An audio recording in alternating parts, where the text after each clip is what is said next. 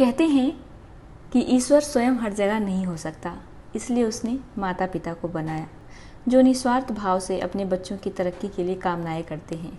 लेकिन वही बच्चा जब थोड़ा सा पढ़ लिख जाता है, कामयाब हो जाता है, तो अपने ही अनपढ़ माता पिता को दुनिया के सामने स्वीकार करने में लज्जा महसूस करता है। उसके लिए उसके बूढ़े माँ बाप किसी पुरानी वस्तु से ज़्यादा कुछ नहीं होते। समाज की ऐसी ही सोच को दर्शाती हुई ये कहानी है भीष्म साहनी जी की, जिसका शीर्षक है चीफ की दावत। आज मिस्टर श्यामनाथ के घर चीफ की दावत थी। श्यामनाथ और उनकी धर्मपत्नी को पसीना पोंछने की फुर्सत ना थी। पत्नी ड्रेसिंग गाउन पहने, उलझे हुए बालों का जोड़ा बनाए, मुंह पर फैली हुई सुर्खी और पाउडर को मले, और मिस्टर श्यामनाथ सिगरेट पर सिगरेट फूंकते हुए चीज़ों की फहरिस्त हाथ में थामे एक कमरे से दूसरे कमरे में आ जा रहे थे। आखिर 5 बजते बजते तैयारी मुकम्मल होने लगी। कुर्सियाँ, मेज़, तिपाइयाँ, नैपकिन, फूल सब बरामदे में पहुँच गए। ड्रिंक का इंतज़ाम बैठक में कर दिया गया। अब घर का फालतू सामान अलमारियों के पीछे और पलंगों के नीचे छिपाया जाने लगा। तभी श्यामनाथ के सामने सहसा एक अड़चन खड़ी हो गई। माँ का क्या होगा? इस बात की ओर न उनका और न उनकी कुशल गृहिणी का ध्यान गया था। मिस्टर श्यामनाथ श्रीमती की ओर घूमकर अंग्रेजी में बोले, माँ का क्या होगा? श्रीमती काम करते करते ठहर गईं और थोड़ी देर सोचने के बाद बोली, इन्हें पिछवाड़ी इनके सहेली के घर भेज दो, रात भर बेशक वहीं रहें, कल आ जाएं। श्यामनाथ सिगरेट मुंह में रखे सिकुड़ी आंखों से श्रीमती के चेहरे की ओर देखते हुए पल भर सोचते रहे। फिर सिर हिलाकर बोले, नहीं, मैं नहीं चाहता कि उस बुढ़िया का आना जाना यहाँ फिर से शुरू हो। पहले ही बड़ी मुश्किल से बंद किया था। माँ से कहें कि जल्दी ही खाना खा के शाम को ही अपनी कोठरी में चली जाएं।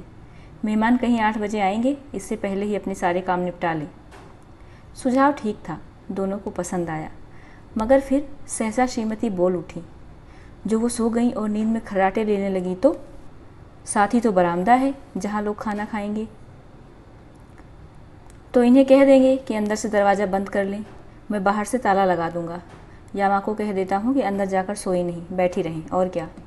और जो सो गई तो डिनर का क्या मालूम कब तक चले, 11-11 बजे तक तो तुम ड्रिंक ही करते रहते हो।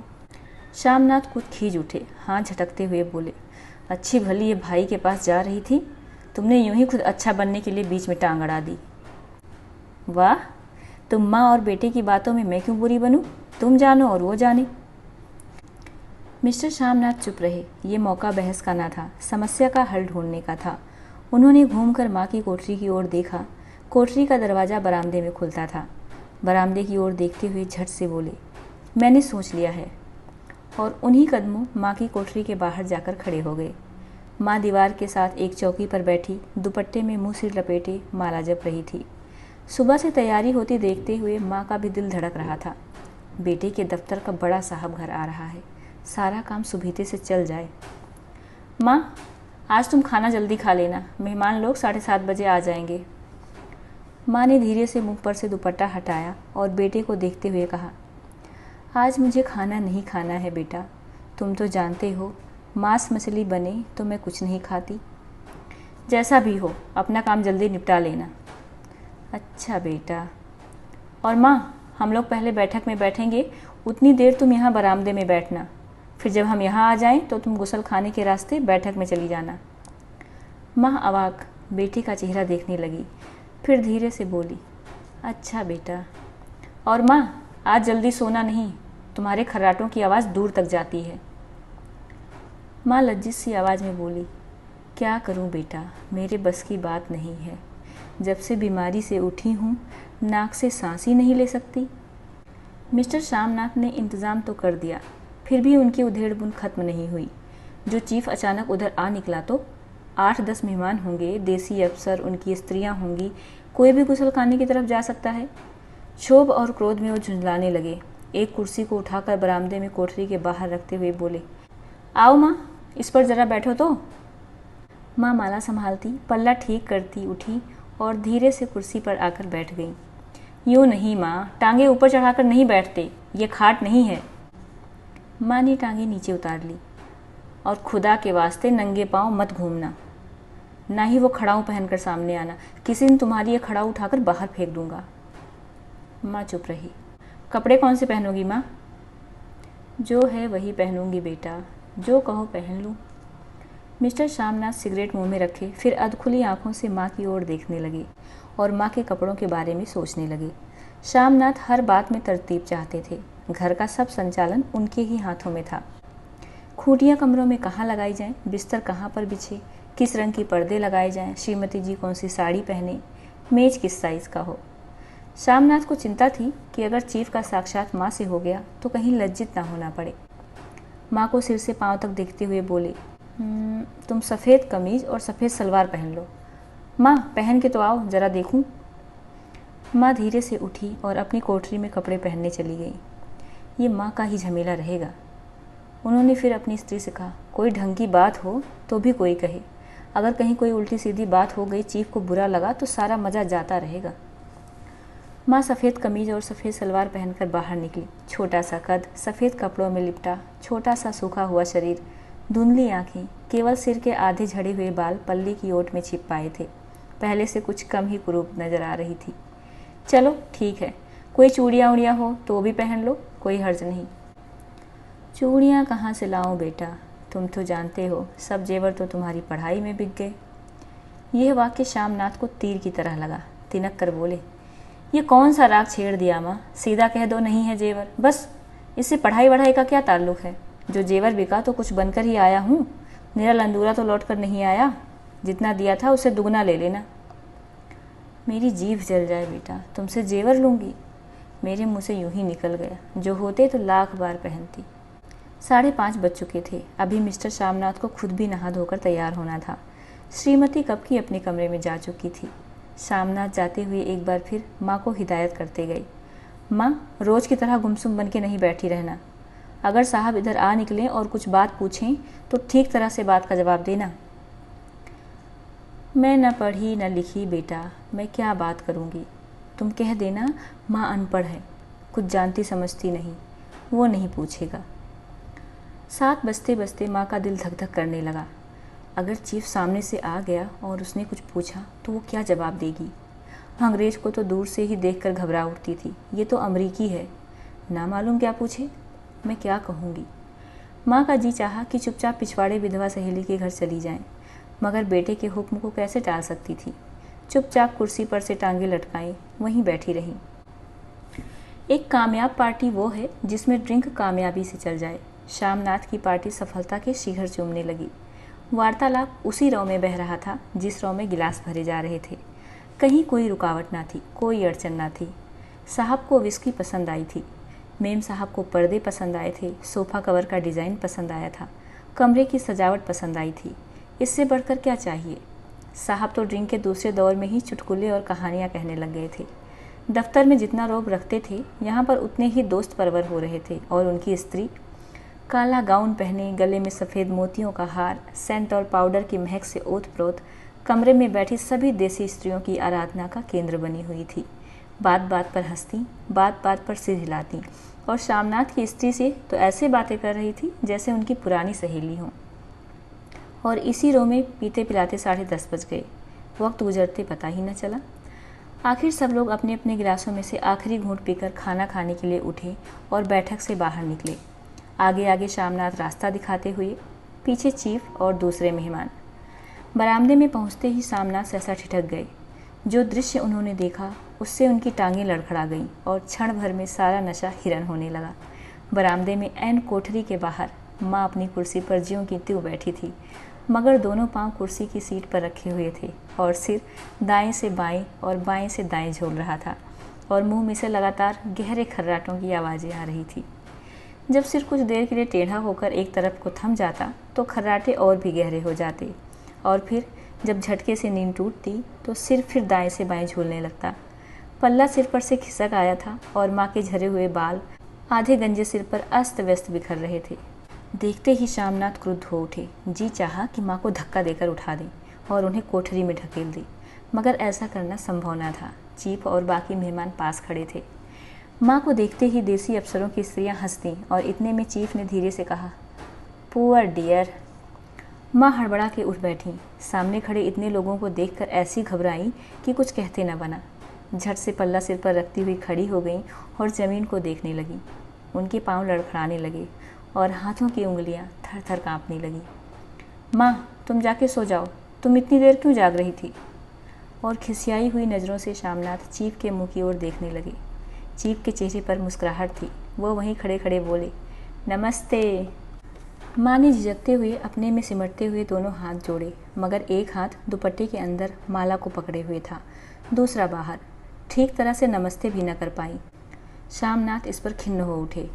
इतने में चीफ ने अपना दायां हाथ मिलाने के लिए माँ के आगे किया। माँ और घबरा उठी। माँ, हाथ मिलाओ। पर हाथ कैसे मिलाती? दाएं हाथ में तो माला थी। घबराहट में माँ ने बायां हाथ ही साहब के दाएं हाथ में रख दिया। शामनाथ दिल ही दिल जल उठे। देसी अफसरों की स्त्रियां खिलखिलाकर हंस पड़ी। यूँ नहीं माँ, तुम तो जानती हो दायां हाथ मिलाया जाता है, दायां हाथ मिलाओ। मगर तब तक चीफ माँ का बायां हाथ ही बार बार हिलाकर कह रहे थे, हाउ डू यू डू? कहो माँ, मैं ठीक हूँ, खैरियत से हूँ। माँ कुछ हड़बड़ाई। माँ कहती है, मैं ठीक हूँ। कहो माँ, हाउ डू यू डू? माँ धीरे से सकुचाते हुए बोली, हाउ डू डू? एक बार फिर कह कहा उठा। वातावरण हल्का होने लगा। साहब ने स्थिति भांप ली थी। लोग हंसने चहकने लगे थे। शामनाथ के मन का क्षोभ भी कुछ कुछ कम होने लगा था। साहब अपने हाथ में माँ का हाथ अब भी पकड़े हुए थे और माँ सिकुड़ी जा रही थी। साहब के मुंह से शराब की बू आ रही थी। शामनाथ अंग्रेजी में बोले, मेरी माँ गांव की रहने वाली हैं, उम्र भर गांव में रही हैं, इसलिए आपसे लजाती हैं। साहब इस पर खुश नजर आए। बोले, सच? मुझे गांव के लोग बहुत पसंद हैं। तब तो तुम्हारी माँ गांव के गीत और नाच भी जानती होंगी। चीफ खुशी से सिर हिलाते हुए माँ को टकटकी बांधे देखने लगे। माँ, साहब कहते हैं कोई गाना सुनाओ, कोई पुराना गीत, तुम्हें तो कितने ही याद होंगे। माँ धीरे से बोली, मैं क्या गाऊंगी बेटा, मैंने कब गाया है। वाह माँ, मेहमान का कहा कोई टालता है। साहब ने इतना रेज से कहा है, नहीं गाओगी तो साहब बुरा मानेंगे। मैं क्या गाऊं बेटा, मुझे क्या आता है। वाह, कोई बढ़िया टप्पे ही सुना दो, दो पत्तर अनारा दे। देसी अफसर और उनकी स्त्रियों ने इस सुझाव पर तालियां पीटी। माँ कभी दीन दृष्टि से बेटे के चेहरे को देखती, कभी पास खड़ी बहू के चेहरे को। इतने में बेटे ने गंभीर आदेश भरे लहजे में कहा, माँ। इसके बाद हाँ या ना का सवाल ही ना उठता था। माँ बैठ गई और क्षीण, दुर्बल, तरसती आवाज़ में एक पुराना विवाह गीत गाने लगी। देसी स्त्रियां खिलखिला के हंस उठी। 3 पंक्तियां गाने के बाद माँ चुप हो गई। बरामदा तालियों से गूंज उठा। साहब तालियां पीटना बंद ही ना करते थे। शामनाथ की खींच प्रसन्नता और गर्व में बदल उठी थी। माँ ने पार्टी में नया रंग भर दिया था। तालियां थमने पर साहब बोले, पंजाब के गाँव की दस्तकारी क्या है? शामनाथ खुशी में झूम रहे थे। बोले, वो बहुत कुछ साहब, आपको एक सेट उन चीज़ों का भेंट करूँगा, आप उन्हें देखकर बहुत खुश होंगे। मगर साहब ने सिर हिलाकर अंग्रेजी में फिर पूछा, नहीं, मैं दुकानों की चीज़ नहीं मांगता। पंजाबियों के घरों में क्या बनता है, औरतें खुद क्या बनाती हैं? शामनाथ कुछ सोचते हुए बोले, लड़कियां गुड़ियां बनाती हैं और फुलकारियां भी बनाती हैं। चीफ ने पूछा, फुलकारी क्या? शामनाथ फुलकारी का मतलब समझाने की असफल चेष्टा करने के बाद माँ को बोले, क्यों माँ, कोई पुरानी फुलकारी है घर में? माँ चुपचाप अंदर गईं और अपनी पुरानी फुलकारी उठा लाईं। साहब बड़ी रुचि से फुलकारी देखने लगे। पुरानी फुलकारी थी, जगह जगह से उसके तागे टूट रहे थे और कपड़ा फटने लगा था। साहब की रुचि को देखकर शामनाथ बोले, ये फटी हुई है साहब, मैं आपको नई बनवा दूंगा। माँ बना देंगी? क्यों माँ? साहब को फुलवारी बहुत पसंद है, इन्हें ऐसी ही फुलकारी बना दोगी ना? माँ चुप रही, फिर डरते हुए धीरे से बोली, अब मेरी नज़र कहाँ है बेटा, बूढ़ी आंखें क्या देखेंगी। मगर माँ का वाक्य बीच में ही तोड़ते हुए शामनाथ साहब को बोले, वो ज़रूर बना देंगी, आप उसे देखकर बहुत खुश होंगे। साहब ने सिर हिलाया, धन्यवाद किया और हल्के हल्के झूमते हुए खाने की मेज की ओर बढ़ गए। बाकी मेहमान भी उनके पीछे पीछे हो लिए। जब मेहमान बैठ गए और माँ पर से सबकी आंखें हट गईं, तो माँ धीरे से कुर्सी से उठी और सबसे नज़रें बचाती हुई अपनी कोठरी में चली गई। मगर कोठरी में बैठने की देर थी कि आंखों में छल छल आंसू बहने लगे। वो दुपट्टे से बार बार उन्हें पोंछती, पर वो बार बार उमड़ आते, जैसे बरसों का बांध तोड़ कर उमड़ आए हों। माँ ने बहुतेरा दिल को समझाया, हाथ जोड़े, भगवान का नाम लिया, बेटे की चिरायु होने की प्रार्थना की, बार बार आंखें बंद की, मगर आंसू बरसात के पानी की तरह जैसे थमने में ही ना आते थे। आधी रात का वक्त होगा। मेहमान खाना खाकर एक एक करके जा चुके थे। माँ दीवार से सटकर बैठी आंखें फाड़े दीवार को देखे जा रही थी। घर के वातावरण में तनाव ढीला पड़ चुका था। मोहल्ले की निस्तब्धता शामनाथ के घर भी छा चुकी थी। केवल रसोई में प्लेटों के खनखने की आवाज़ आ रही थी। तभी सहसा माँ की कोठरी का दरवाज़ा जोर से खटकने लगा। माँ, दरवाज़ा खोलो। माँ का दिल बैठ गया। हड़बड़ा कर उठ बैठी। क्या मुझसे कोई भूल हो गई? माँ कितनी देर से अपने आप को कोस रही थी कि उन्हें नींद क्यों आ गई, क्यों वो उगने लगी। क्या बेटी ने अभी तक क्षमा नहीं किया? माँ उठी और कांपते हाथों से दरवाज़ा खोल दिया। दरवाजे खुलते ही शामनाथ झूमते हुए आगे बढ़ाए और माँ को आलिंगन में भर लिया। ओ अम्मी, तुमने तो आज रंग ला दिया। साहब तुमसे इतना खुश हुआ कि क्या कहूँ। ओ माँ। माँ की छोटी सी काया सिमट कर बेटे के आलिंगन में छिप गई। माँ की आंखों में फिर आंसू आ गए। उन्हें पोंछती हुई धीरे से बोली, बेटा तुम मुझे हरिद्वार भेज दो, मैं कब से कह रही हूँ। शामनाथ का झूमना सहसा बंद हो गया और उनकी पेशानी पर फिर तनाव के बल पड़ने लगे। उनकी बाहें माँ के शरीर पर से हट आईं। क्या कहा? माँ, ये कौन सा राग तुमने फिर छेड़ दिया? शामनाथ का क्रोध बढ़ने लगा। बोलते गए, तुम मुझे बदनाम करना चाहती हो ताकि दुनिया कहे कि बेटा माँ को अपने पास नहीं रख सकता। नहीं बेटा, अब तुम अपनी बहू के साथ जैसा मन चाहे रहो। मैंने अपना खा पहन लिया, अब यहाँ क्या करूँगी? जो थोड़े दिन जिंदगानी के बाकी हैं, भगवान का नाम लूँगी। तुम मुझे हरिद्वार भेज दो। तुम चली जाओगी तो फुलकारी कौन बनाएगा? साहब से तुम्हारे सामने ही फुलकारी देने का इकरार किया है। मेरी आंखें अब नहीं है बेटा जो फुलकारी बना सकूं। तुम कहीं और से बनवा लो, बनी बनाई खरीद लो। माँ, तुम मुझे धोखा दे के यूँ चली जाओगी? मेरा बनता काम बिगाड़ोगी? जानती नहीं, साहब खुश होगा तो मुझे तरक्की मिलेगी। माँ चुप हो गई। फिर बेटे के मुंह की ओर देखती हुई बोली, क्या तेरी तरक्की होगी? क्या साहब तेरी तरक्की कर देगा? क्या उसने कुछ कहा है? कहा नहीं, मगर देखती नहीं कितना खुश गया है। कहता था जब तेरी माँ फुलकारी बनाना शुरू करेंगी तो मैं देखने आऊँगा कि कैसे बनाती हैं। जो साहब खुश हो गया तो मुझे इससे बड़ी नौकरी भी मिल सकती है। मैं बड़ा अफसर बन सकता हूँ। माँ के चेहरे का रंग बदलने लगा। धीरे धीरे उनका झुर्रियों भरा मुँह खिलने लगा। आंखों में हल्की हल्की चमक आने लगी। तो तेरी तरक्की होगी बेटा। तरक्की यूं ही हो जाएगी? साहब को खुश रखूँगा तो कुछ करेगा, वरना उसकी खिदमत करने वाले और भी हैं। तो मैं बना दूंगी बेटा, जैसा बन पड़ेगा बना दूंगी। और माँ दिल ही दिल में फिर बेटे के उज्जवल भविष्य की कामनाएं करने लगी। और मिस्टर शामनाथ, अब सो जाओ माँ, कहते हुए तनिक लड़खड़ाते हुए अपने कमरे की ओर घूम गए। ये थी आज की कहानी चीफ की दावत, जिसके लेखक थे भीष्म साहनी जी। उम्मीद है आपको प्रस्तुति पसंद आई होगी। अगर पसंद आई है तो चैनल को प्लीज़ लाइक शेयर सब्सक्राइब करना बिल्कुल मत भूलिएगा। धन्यवाद।